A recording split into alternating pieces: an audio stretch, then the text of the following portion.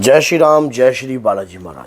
पूजा करते ही घर में लड़ाई और झगड़ा स्टार्ट हो जाता है। ऐसा क्यों होता है? किन कारणों से होता है? कौन सी ऐसी शक्ति है जो चाहती नहीं है कि आप घर में पूजा करें? क्या आपकी पूजा बंधन में है? क्या आपकी पूजा से कोई किसी की नकारात्मकता जो आपके घर में रहती है, क्या वो आपको रोक रही है? या किसी ने आपकी पूजा को वचनबद्ध कर रखा है? या कुछ ऐसा है जो अभी तक आपको पता नहीं है और आपके सामने नहीं आया है? तो इस वीडियो से आपको सारी जानकारी प्राप्त हो जाएगी।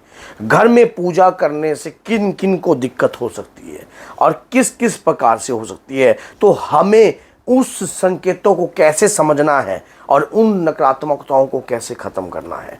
तो अगर वीडियो अच्छी लगे तो लाइक करना, चैनल को सब्सक्राइब करना और बेल आइकन बटन को दबाना ना भूलना, जिससे आने वाली हर वीडियो की नोटिफिकेशन आप तक सरलता से पहुंच जाए। तो बोलिए जय सीताराम। क्या होता है कि जब कोई व्यक्ति रेगुलर अगर किसी के घर में दिक्कत समस्या रहती है, लड़ाई झगड़े या कुछ भी हो रहे हैं, और वो घर में पूजा पाठ करने की सोचता है कि मैं अपने घर में पूजा पाठ करूंगा तो मेरे घर में शांति हो जाएगी, बल्कि शांति नहीं अशांति हो जाती है।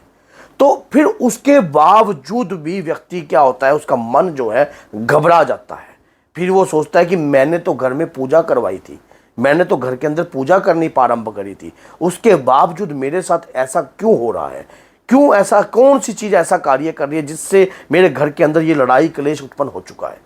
तो ये जो कार्य करती हैं ये कौन सी चीज़ होती है? पहली बात तो ये होती है, अगर आपकी पूजा बंधन में होती है तब जाकर ये कार्य विशेष तौर पर होता है। और बंधन में पूजा किस प्रकार से होती है? अगर कोई मलिन प्रेत आपके घर के मुख्य द्वार पर छोड़ दिया जाता है, मलिनता से भरा हुआ, गंदगी से सना हुआ, तो ऐसा प्रेत जो है आपके घर के द्वार पर छोड़ दिया जाता है। कुछ ओझा स्याणे इस प्रकार की तरीके को जानते हैं, वो आपकी पूजा को भंग करने के लिए, जब आप देवताओं को भोग दे रहे होते हो या नैवेद्य निकाल रहे होते हो या कुछ भी कार्य कर रहे होते हो, अपने इष्ट आराध्य को मनाने का प्रयास कर रहे होते हो, या घर के अंदर कुछ ऐसी पूजा याचना जो नियमित रूप से आपने अखंड रूप से धारण करी है या करवाई है, तो उससे पहले आपका देवता उस भोग को स्वीकार करने आता ही नहीं है, क्योंकि आपके घर के बाहर जो है मल मूत्र से सनी हुई चीजें खड़ी होती है, जिससे क्या होता है देवता तक वो चीज नहीं पहुंचती है।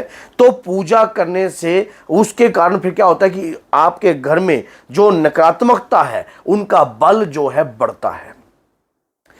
फिर दूसरी बात ये होती है कि अगर आपके घर में पहले से ही कोई नेगेटिव एनर्जी बैठी है और काफ़ी लंबे समय से आपके घर का शोषण कर रही है, और आपके परिवार में ही कोई अकाल मृत्यु हुई हुई है, या कोई राह चुराहे से लगी है, कहीं से लगी है, या कोई भेजी हुई है, कुछ भी है, आपके घर में पहले से ही कोई ऐसी चीज़ रह रही है, तो जैसे ही आपने घर में पूजा प्रारंभ कर दी या नियमित रूप से दैनिक रूप से आप मंत्र का जाप प्रारंभ कर दिया, कुछ भी गुणगान आप कंटिन्यू करने लग गए, या कोई माला का पाठ पूजा करने लग गए, या कोई माला मंत्र जाप आपने प्रारंभ कर दिया, तो एक बात याद रखना, तनिक इतना भी सोचना कि आप जो अपने घर में रह रहे होते हो और आपको आपके घर से भगाया जाए तो आपको कैसा फील होगा। उसी प्रकार से जो नकारात्मकता आपके घर में पनपी हुई है, काफ़ी लंबे समय से रह रही है और आपके घर का शोषण दर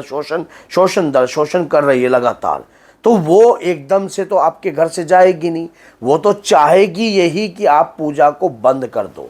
तो इसी प्रकार से आपके घर में जो लड़ाई, जो दंगा या कोई जो क्लेश होता है, वो उसी नकारात्मकता के कारण होता है जो आपके घर में रह रही होती है। और जब वो चाहती नहीं है, फिर आप उस पूजा को छोड़ने पे मजबूर हो जाते हो।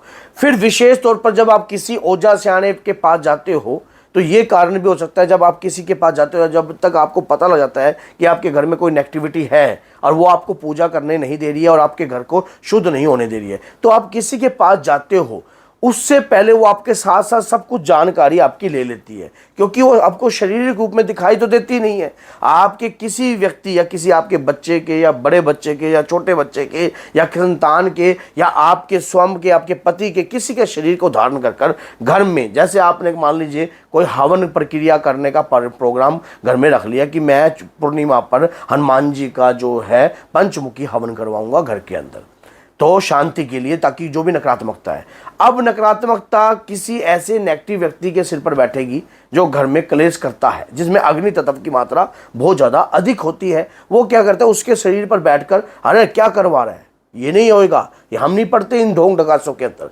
हमें कोई जरूरत नहीं है, हम पढ़े लिखे हैं, हम पढ़े लिखे हैं और हम भगवान में विश्वास रखते हैं, पर ये नहीं है कि ये काम करो। वो आपका बच्चा नहीं, वो नकारात्मकता बोल रही है जो शरीर पर बैठी है, ताकि वो चाहे ना आपके घर में इस प्रकार की पूजा विधि जो है कार्य हो। मान लीजिए अगर आपके घर में रेगुलर 2 माला 4 माला लगातार प्रभु श्री राम की होने लग गई, तो कलयुग के प्रधान रूप के देवता तो हनुमान जी हैं ही, और जहां राम का नाम है वहां प्रभु का काम है। तो अचानक अगर गलती से हनुमान जी ने एंट्री मार दी तो इनका तो क्या हाल होगा। तो इसी प्रकार से नकारात्मकता भयभीत हो जाती है, वो यत्न और प्रयास करती है, जिसके कारण आपके घर में पूजा नियमित रूप की चालू ही ना हो पाए, आपके घर में नियमित रूप की पूजा पाठ जो है आपके घर में कंटिन्यू चले ही ना। और कोई भी नैवेद्य पर भोग जब आप देते हो, या कोई भी नैवेद्य का भोग देते हो, कुछ भी देते हो, तो वो उस भोग को वो मलिनता खा जाती है।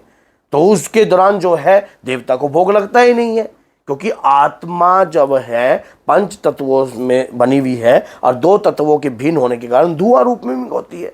तो उस दौरान जब आप नैवेद्य का भोग लेते हो तो वो उसको स्वीकार कर, उसको भंग कर देती है। तो आपके पितरों को वो चीज़ नहीं प्राप्त होती, आपके देवता को वो चीज़ नहीं जाती है, तो जिसके कारण आपकी शक्ति बढ़ती नहीं है। तो आप बल्कि पूजा पाठ में और ज़्यादा दुखी होते हो।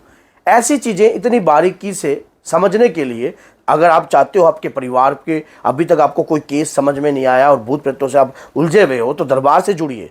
हमारे माध्यम से जुड़कर भी आप इन चीज़ों की नकारात्मकताओं को ख़त्म कर सकते हो, लेकिन विश्वास हो तभी। धक्का दबाव किसी के साथ हम करते नहीं हैं। तो क्या होता है, ऐसी अवस्था में आपको अपनी विवेकता का ध्यान रखना चाहिए। आपको किसी मंदिर में जाकर पति पत्नी शांति से हनुमान जी की सुंदरी मूर्ति के सामने बैठकर सोचना चाहिए कि हमारे घर में क्या हो रहा है।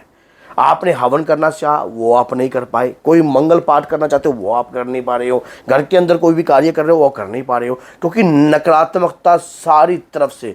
कहते हैं कि जिसके घर में नकारात्मकता होती है, को 1 2 3 4 ये बढ़ती जाती है फिर, क्योंकि आपके घर का पिक्चर जो है वो तो सॉलिड है ही नहीं, और घर में एंट्री खुली है, तो कोई भी नकारात्मकता जो है आपके घर के अंदर आम रूप से आती रहती है। तो जिसके कारण जो है आपके घर में तनाव का माहौल उत्पन्न होता है, लड़ाई झगड़े उत्पन्न होते हैं, घर में क्लेश उत्पन्न होते हैं। इसमें कोई देवता का कसूर नहीं है, आपकी पूजा विधि को सही रूप से जानने का कसूर है।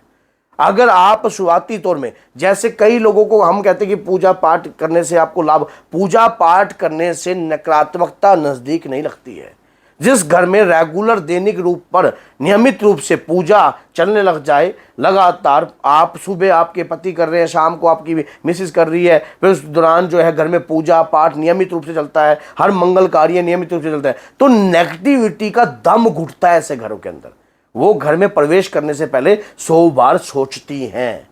तो आपको अपने घर में ये सोचना चाहिए हमें कैसे कार्यक्रम है। अगर आपको कोई बात समझ में नहीं आ रही है, आपकी बुद्धि हर ली गई है या बुद्धि का बंधन है, तो आप हमारे माध्यम से भी जुड़कर बालाजी चल सकते हो और हमारे माध्यम से भी अपना ट्रीटमेंट करवा सकते हो। तो अगर वीडियो अच्छी लगे तो लाइक करना, चैनल को सब्सक्राइब करना और बेल आइकॉन बटन को दबाना ना भूलना। अगर कोई व्यक्ति, और शेयर करना भी मत भूलना, अगर कोई व्यक्ति इस तरीके की पीड़ा से ग्रस्त है तो उस तक भी ये वीडियो पहुँचाना आपका फर्ज है। तो बोलिए जय सीताराम, जय माता दी।